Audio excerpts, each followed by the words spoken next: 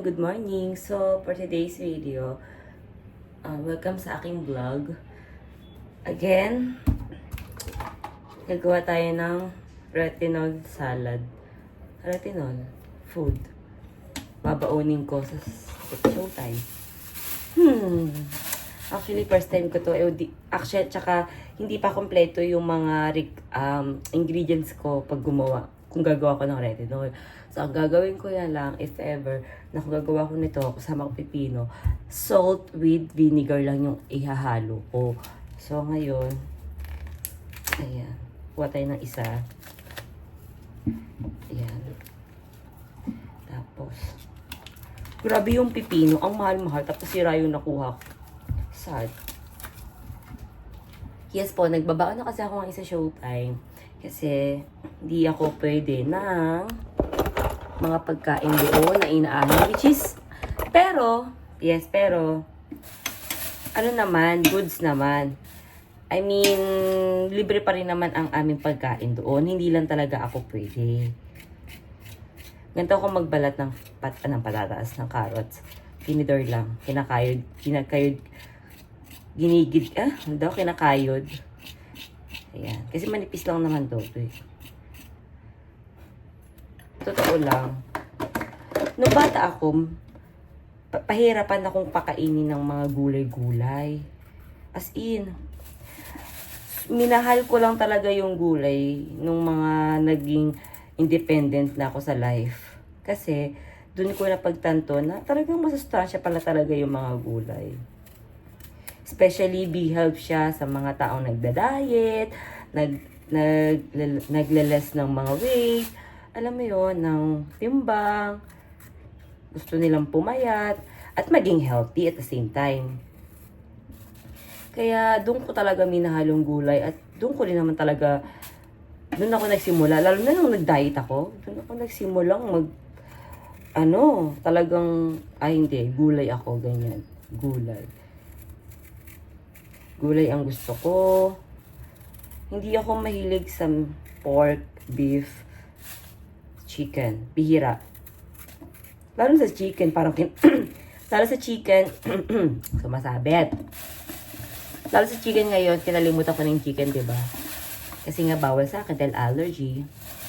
Sobrang, alam mo ba, kahapon nga, birthday ng pamangkin ko, na hindi naman ako totaling sobrang naiinggit. Naiinggit pa rin naman, pero tawag doon? Ang tawag dito, para ko ba sasabihin? Naiinggit naman ako, oo, pero hindi naman like totally inggit na inggit. Like parang okay lang. May sakit na moment na masakit pa din sa part ko na hindi ako makakakain ng chicken at egg. Kasi yun yung mga pagkain na simple lang na gustong gusto ko.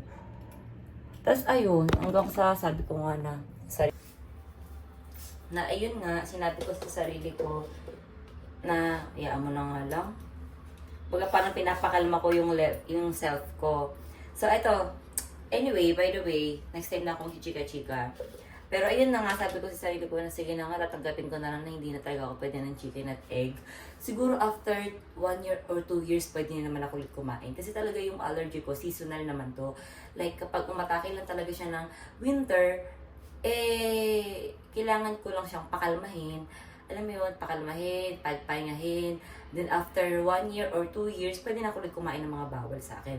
Pero hindi talaga ako ma-seafoods na tao. Ang gusto ko lang yung egg at saka yung chicken, maibalik ko. Kasi nga, yun yung mga favorite ko. So anyway, eto, ganito ko siya gagawin.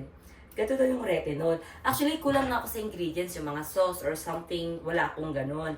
Suka lang gagamitin natin. So ayan. Gagantuin natin siya. Ayan. Ay, ano ba yan? Sayang yun. Ubas na natin.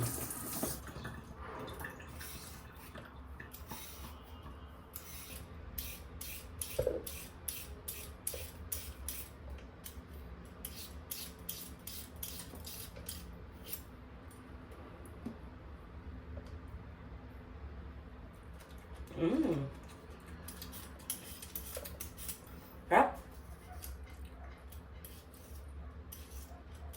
Sarap. Shoutout sa mga ayaw sa carrots. Ayaw niya ng carrots. Sarap-sarap kaya.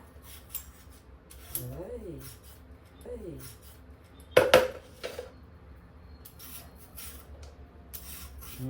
Ito niya yan. So, yun. Uy. I love pipino. The best. Uy.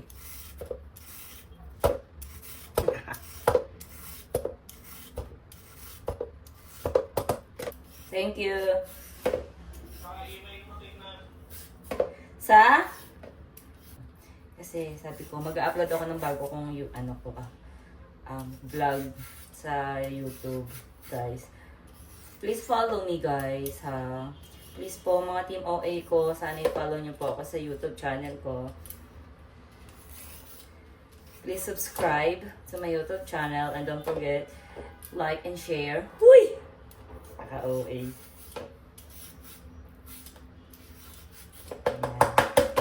Ayan, yung katas ng kamay yung daliri ko tsaka yung ko nagsama na.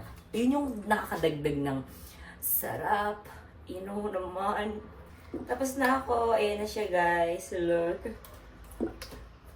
Iyan na lang natin. Wait nga, shake ko muna. Ayan. Shake. Ayan. Tapos lalagyan ko lang siya ng konting salt.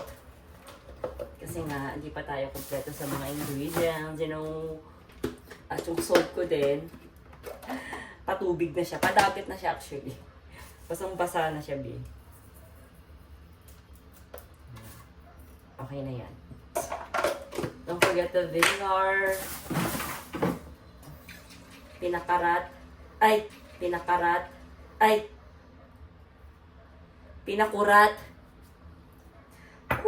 Dadali pa tayo eh. Konti lang naman yung aanuhin natin.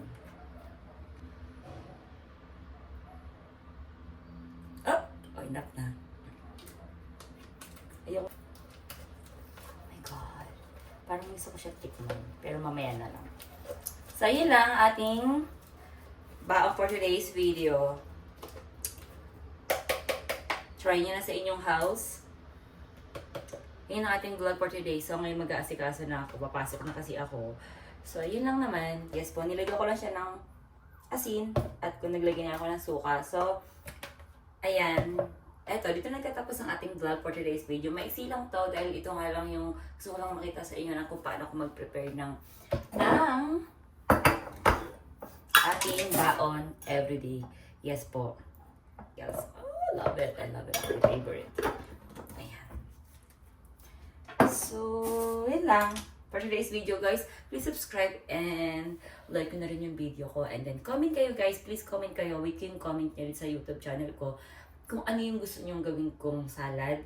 Yes po, basta wag lang masyadong mayo kasi hindi ako mamayo sa salad. Ang gusto ko lang sa salad is yung vinaigrette or vinegar lang talaga, literal. Ganon.